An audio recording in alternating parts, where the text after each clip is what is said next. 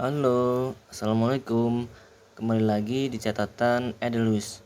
Kali ini kita akan belajar membuat angka dari 1 sampai 1000.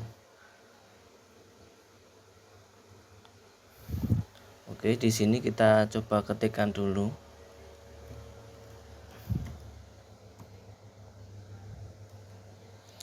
Kalau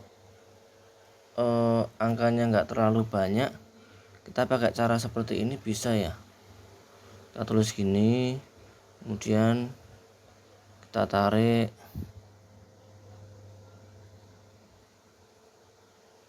Bisa ya. Tapi kalau jumlahnya itu banyak,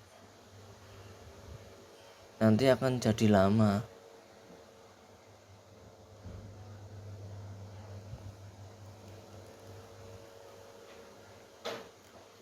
Oke.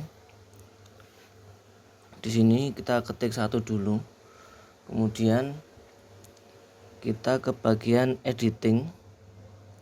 Di bagian ini kita pilih yang fill. Kemudian pilih yang series. Nah, ini bagian type-nya sudah benar linear. Kemudian di bagian seriesnya, karena kita ingin menulis angkanya itu ke bawah, kita pilih yang column.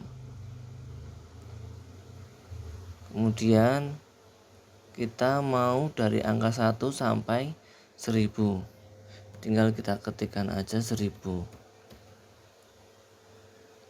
Klik OK.